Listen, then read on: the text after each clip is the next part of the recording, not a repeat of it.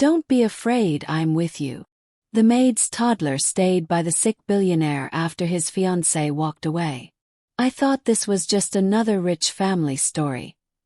Until this happened.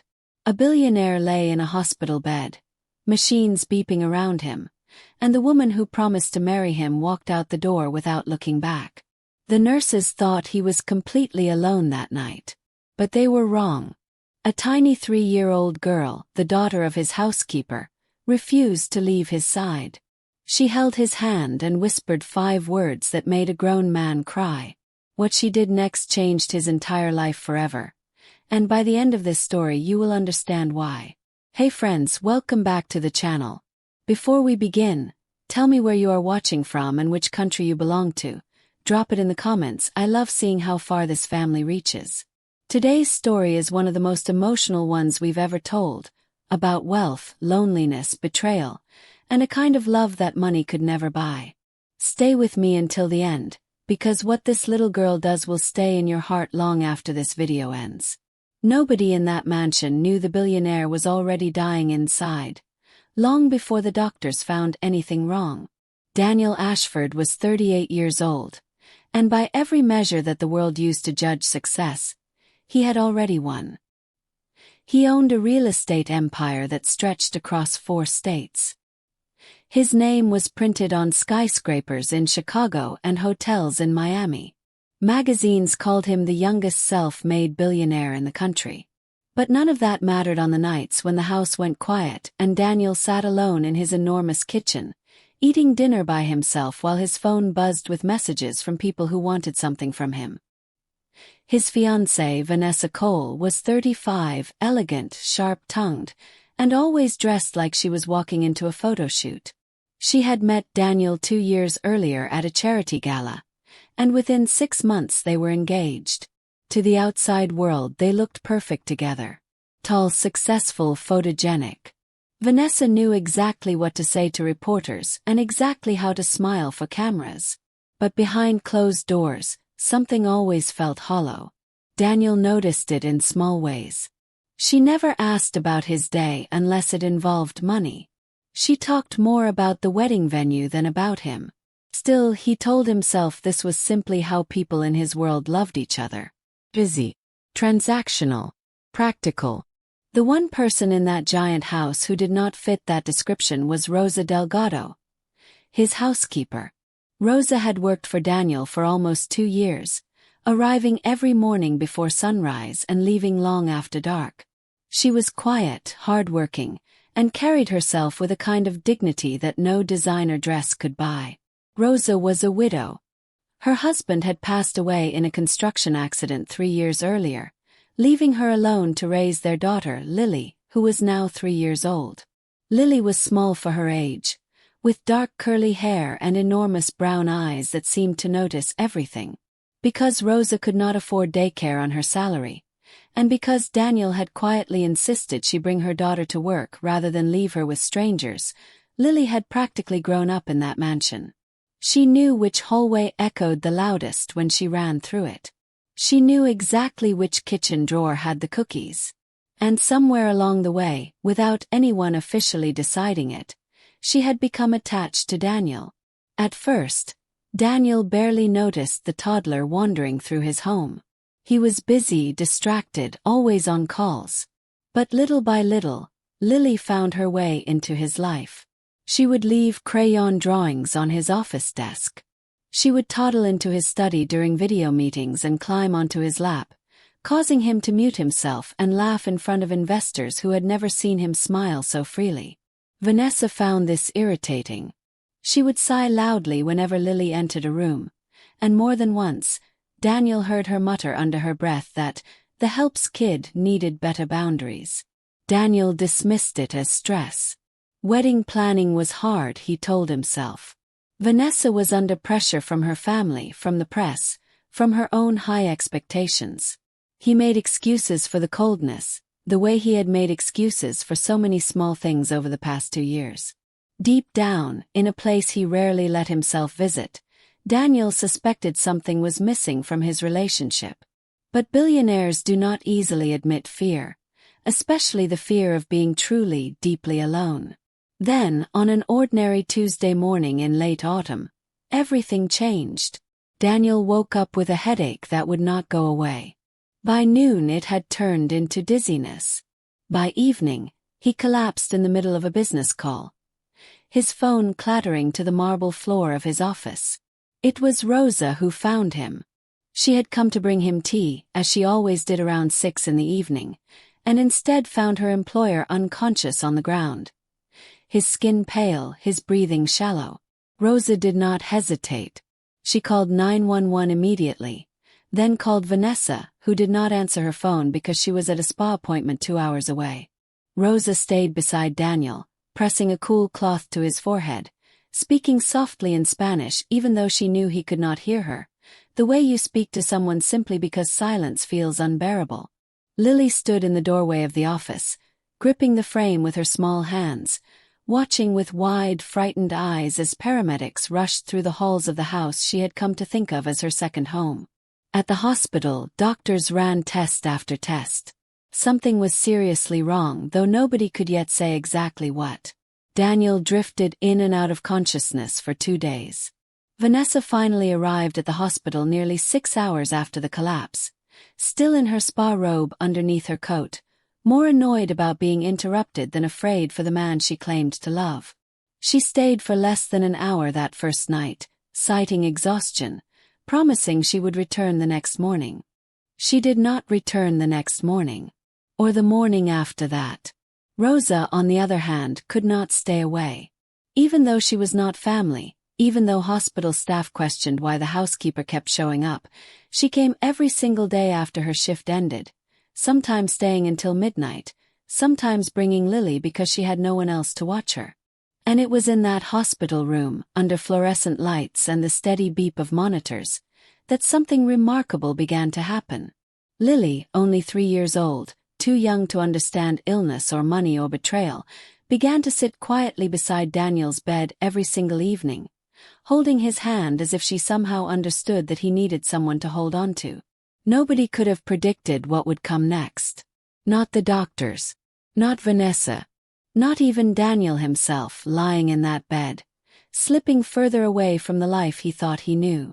The tests kept coming back with no clear answer, and slowly, Daniel realized the people he trusted most were not the ones showing up. By the 5th day in the hospital, Daniel was strong enough to sit up and speak, though the doctors still had no definitive diagnosis. They spoke words like unexplained neurological episode and further testing required, words that meant nothing except uncertainty. Daniel had spent his whole life solving problems with money and control. For the first time, neither could help him. Vanessa visited twice more that week, each time for under 30 minutes.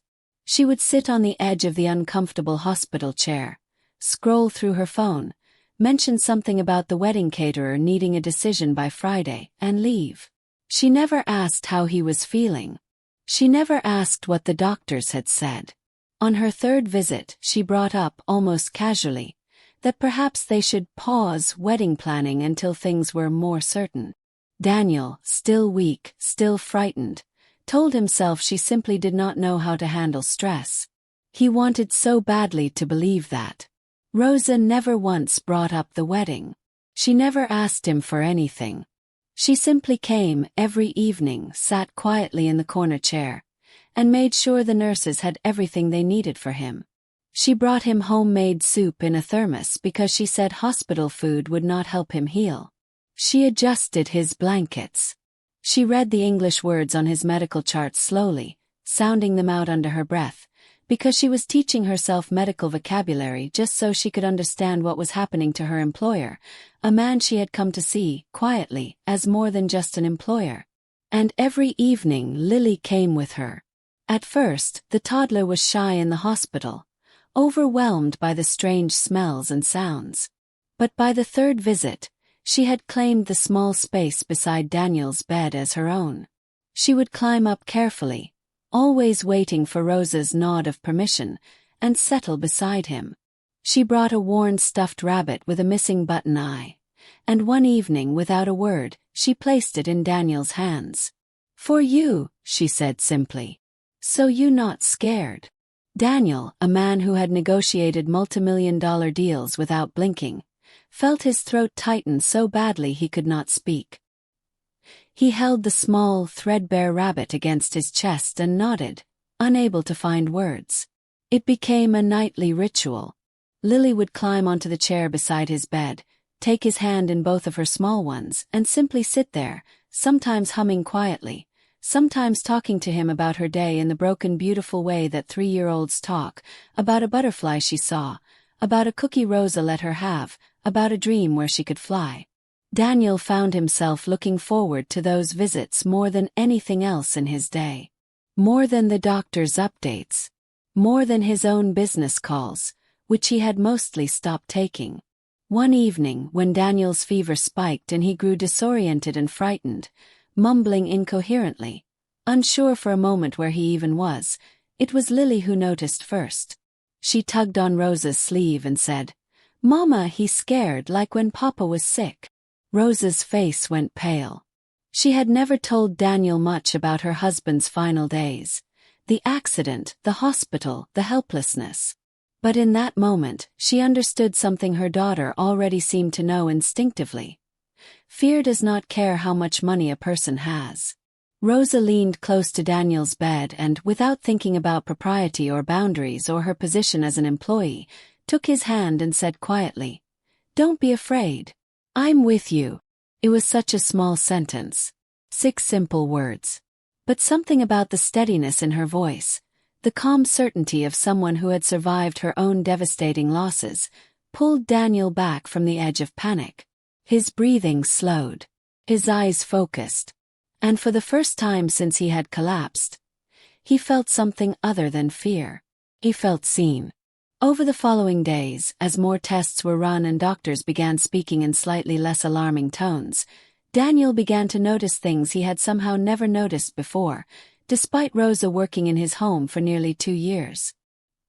He noticed the exhaustion behind her eyes, the way she budgeted carefully, mentioning once to a nurse that she needed to leave by a certain time to catch the last affordable bus route home.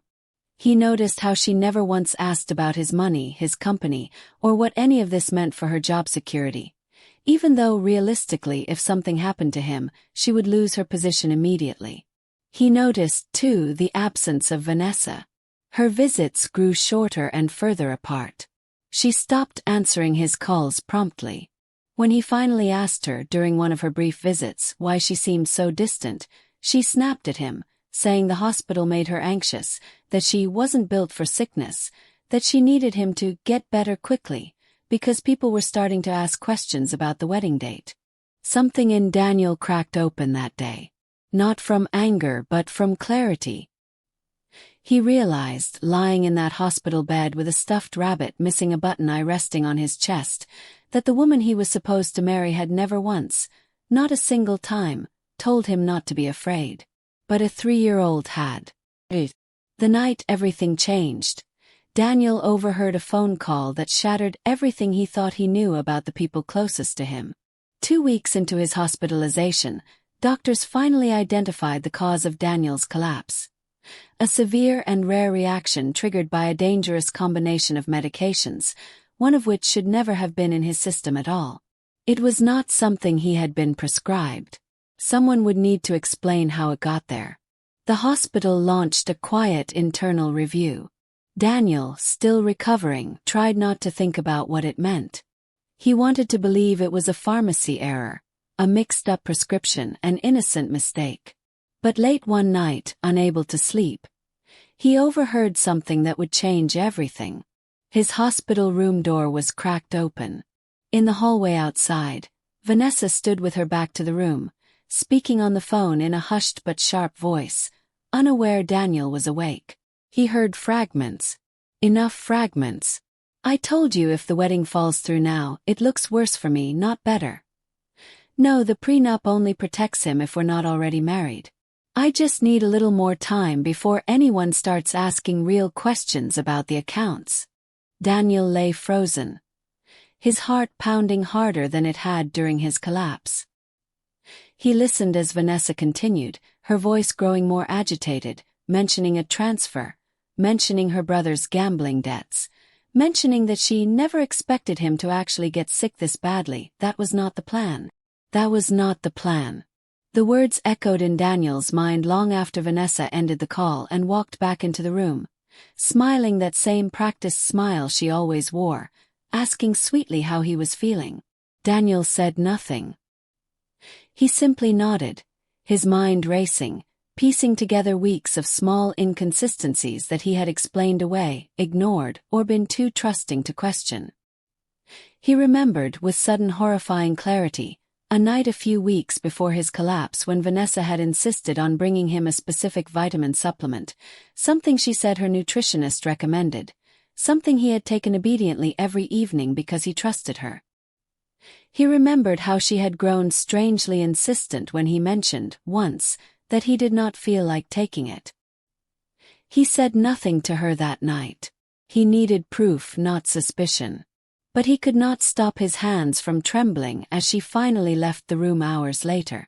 The next morning, Rosa arrived early as always, with Lily trailing sleepily behind her, dragging the stuffed rabbit by one worn ear. Something in Daniel's expression must have alarmed her, because she immediately asked if he was all right, if the pain had gotten worse, if she should call the nurse. Daniel, unable to hold it in any longer, told her what he had overheard. All of it. The words about the prenup, the transfer, the chilling phrase that was not the plan. Rosa's face went through several emotions at once. Shock, anger, and finally, a fierce protectiveness that surprised even her. "You need to tell hospital security," she said firmly. "And a lawyer. Today. Not tomorrow." Daniel hesitated, still in disbelief that the woman he had planned to spend his life with might have had something to do with his sudden illness. Rosa knelt beside his bed, took his hand, the same way she had that terrifying feverish night, and said, "I know this is hard to believe about someone you love. But Daniel, you almost died. Whatever the reason turns out to be, you deserve to know the truth." It was, notably, the first time she had ever called him by his first name instead of Mr. Ashford. That afternoon, Daniel quietly requested his legal team investigate the supplement Vanessa had given him, along with a full review of any recent account access changes. He also asked hospital administration to formally examine the medication discrepancy alongside the timeline of his supplement use. It took only 3 days for the results to come back, and what they revealed was worse than Daniel had feared. The supplement had contained a substance that, combined with his prescribed medication, created the exact dangerous reaction that had caused his collapse. It was not an accident. Someone had researched the interaction deliberately. Financial records also revealed that in the 2 months before his collapse, Vanessa had attempted, unsuccessfully, to gain expanded access to several of Daniel's accounts, an attempt his financial team had flagged but never escalated to him directly, assuming it was simply wedding-related administrative business. When confronted 2 days later, in a quiet meeting with Daniel's lawyer present, Vanessa's composed mask finally slipped. She did not confess outright, but her explanations grew increasingly tangled, contradictory, and desperate. She insisted it was all a misunderstanding, that she loved him, that she would never intentionally hurt him. But Daniel, watching her closely for the first time in 2 years, finally saw clearly what he had refused to see before. He saw someone who had never loved him, only what he could provide. The engagement ended that same day. Vanessa left the hospital room without another word, without a single glance backward, exactly as she had left him that first terrifying night, exactly as Rosa had noticed but never dared to say aloud. That evening, when Rosa and Lily arrived for their usual visit, Daniel was sitting up in bed, emotionally exhausted but strangely, unexpectedly lighter. Lily climbed up beside him immediately, tucking the stuffed rabbit back into his hands as if reclaiming her post. "You okay?" she asked, her small face serious in that particular way only children can manage. Daniel looked at her, then at Rosa standing quietly nearby, exhaustion and worry etched into her tired but kind face, and for the first time in weeks, he felt something close to peace. "I am now," he said softly. "Because of you too." Recovery brought Daniel physical strength, but it was what Rosa and Lily gave him that truly healed something deeper. The weeks that followed Daniel's discharge from the hospital were quiet in a way his life had never been before. No press conferences. No engagement announcements to walk back publicly, though the tabloids certainly tried to speculate. No late nights negotiating deals. Instead, Daniel spent his recovery slowly rebuilding his strength, both physical and emotional, in the same mansion that had once felt so hollow and echoing. Except now it did not feel empty at all. Rosa continued her work as housekeeper, though something between them had shifted in ways neither quite knew how to name. She no longer simply cleaned and organized his home. She checked on him with genuine concern, made sure he ate properly, gently encouraged him during physical therapy exercises when his legs still felt unsteady. And Lily, now more attached to Daniel than ever, had practically become a permanent fixture in his daily routine. She would toddle into his study each morning to say good morning, insist on helping him with his physical therapy stretches by copying his movements dramatically on the floor beside him, and demand bedtime stories most evenings, even though bedtime was technically her mother's responsibility, not his. Daniel found himself, for the first time in his adult life, looking forward to ordinary moments. Breakfast conversations about Lily's newest favorite cartoon. Evenings spent on the living room floor building block towers that Lily gleefully knocked down within seconds of completion. Quiet dinners where Rosa, initially hesitant, finally accepted his invitation to eat with him instead of alone in the kitchen, insisting it made no sense for them to eat separately in the same house when they had grown so close through everything that happened. It was during one of these dinners, several weeks into his recovery, that Daniel finally worked up the courage to say what had been building in his heart for some time. "Rosa," he said carefully, setting down his fork, "I need to say something, and I need you to know I mean every word of it." Rosa looked up, cautious, unsure where this was heading. "You saved my life," Daniel continued. "Not just by finding me that day.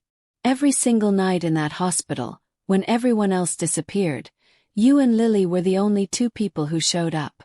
Consistently. Without wanting anything from me. I have never in my entire adult life experienced that kind of loyalty, that kind of genuine care, and I don't know how to properly thank you for it." Rosa's eyes filled with tears. She quickly tried to blink away. "I did not do it for thanks," she said quietly. "I did it because it was the right thing. 'Cause Lily loves you. Because, if I am honest, She stopped herself, suddenly unsure whether she was allowed to say what she truly felt, the gap between housekeeper and employer suddenly feeling both enormous and, somehow, irrelevant. "Because you what?" Daniel asked gently. "Because I care about you too," Rosa admitted finally, her voice barely above a whisper. "More than I probably should, given everything." The silence that followed was not uncomfortable. It was the kind of silence that comes when two people, both wounded by different kinds of loss, both cautious after being hurt, both terrified of admitting something real, finally allow themselves a small moment of honesty. Daniel reached across the table and gently took her hand, the same gesture she had offered him so many times in that hospital room when he needed steadiness most. "I don't care about the difference in our situations," Daniel said. "I care about the fact that you and your daughter showed me what real love and loyalty actually look like, when I had spent years surrounded by people who only understood transactions. I would like to know you properly. Not as my employee. As Rosa. If you'll let me." It was not a grand, cinematic declaration. It was quiet, honest, and real, exactly the kind of love Daniel had come to understand actually mattered. Over the following months, their relationship grew slowly and carefully. Daniel insisted Rosa no longer work as his housekeeper, not because he wanted to distance himself from that chapter of their story, but because he wanted their relationship built on something other than an employment arrangement. He helped her enroll in the nursing program she had quietly dreamed about since her husband's death, the one she had never been able to afford. Lily, thrilled beyond words at the idea of Daniel becoming a permanent fixture in her life, began calling him Daddy Dan without anyone teaching her to, simply because it felt natural to her 3-year-old heart. Word eventually spread, as it always does, about the broken engagement, about the attempted financial manipulation, about the housekeeper and her daughter who had stood by a billionaire when his own fiancé walked away. Reporters tried repeatedly to get comments, to twist the story into scandal or spectacle. Daniel refused every interview request but one, a short, honest statement he released through his company. "I learned this year that the people who truly love you are not the ones who show up when everything is easy.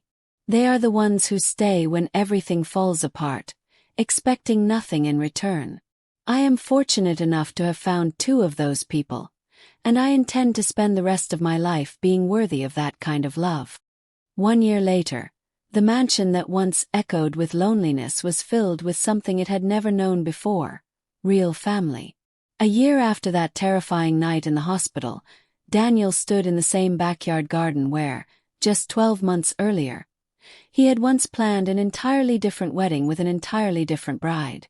This time the guest list was small. No investors. No business partners seeking photo opportunities. Just a handful of close friends, Rosa's extended family who had flown in from out of state, hospital nurses who had become genuine friends during those long recovery weeks, and seated in the front row in a small white dress, clutching a stuffed rabbit with a missing button eye that had somehow survived the entire journey, was Lily, now 4 years old, serving proudly as flower girl. Rosa walked down a simple aisle of white flowers, no longer in a housekeeper's uniform, but in a modest, elegant dress that suited her far better than any of Vanessa's designer gowns ever had suited the ballroom weddings Daniel had once imagined for himself. Daniel, watching her approach, felt none of the emptiness he remembered feeling in his old relationship. He felt, for the first time since he could remember, completely and entirely home. During the ceremony, when the officiant asked if anyone wished to say a few words before the vows, Daniel surprised everyone by kneeling down first, not to Rosa, but to Lily, who sat swinging her small legs in her front row seat. "Before I marry your mom," he said softly, loud enough for the small gathered crowd to hear, "I need to ask you something important. Lily, would you do me the honor of letting me be your dad? Officially. Forever." Lily, without a moment's hesitation, launched herself out of her chair and into his arms, nearly knocking him backward with the force of her hug. "Yes, yes, yes," she squealed, and the entire garden erupted into laughter and tears. Daniel had already begun the legal process to formally adopt Lily, a decision that had nothing to do with obligation, and everything to do with the fact that this small child had shown him more genuine loyalty during his darkest hour than anyone else in his entire wealthy, complicated life. The adoption would be finalized just months after the wedding, making official what had already been true in every way that mattered for over a year. Daniel Ashford was her father, in every sense of the word. As the ceremony concluded, and the small crowd celebrated with quiet joy rather than extravagant spectacle, Daniel found a moment alone with Rosa near the edge of the garden, away from the gathered guests. "Do you remember what you said to me that night my fever spiked?" he asked her. Rosa smiled, tears still glistening in her eyes from the ceremony. "Don't be afraid, I'm with you," she recited softly. "I think about that moment almost every day," Daniel admitted. "Not because I was sick, but because it was the first time in my entire adult life that someone said something to me and meant it completely, without wanting anything in return. You and Lily taught me what love actually looks like. Not the version I saw in magazines or business circles. The real version. The kind that shows up in hospital rooms at midnight for someone who has nothing left to offer." Rosa reached up and gently touched his face. "You always had something to offer," she said. "You just needed people who cared about you, not your money, to help you see it." As the sun began to set over the garden that evening, casting warm golden light across the small gathering of people who had become Daniel's true family, Lily ran between the tables, laughing, chasing fireflies with the same fearless joy she had brought into every corner of his life since the day she first wandered uninvited into his office and left crayon drawings on his desk. There is a lesson in this story that money can never teach you, no matter how much of it you have. Wealth can buy comfort, convenience, even admiration. But it cannot buy loyalty. It cannot buy someone staying beside your hospital bed at midnight, expecting nothing in return. It cannot buy a 3-year-old child holding your hand and telling you not to be afraid. Those things are earned only through genuine, unconditional love, the kind that shows up especially when things fall apart, not just when things are easy. If this story touched your heart today, and if you believe that real love shows up in the hardest moments, not just the easiest ones, please take a moment to like this video. It genuinely helps this channel reach more people who need to hear stories like this one. If you haven't already, subscribe because we bring you emotional, real, heart-touching stories just like this every single week. And if you know someone who could use a reminder today that true loyalty and love are still out there in this world, please share this story with them. You never know whose heart it might reach exactly when they need it most. Thank you for watching, and until next time, remember, sometimes the smallest hands hold the biggest hearts.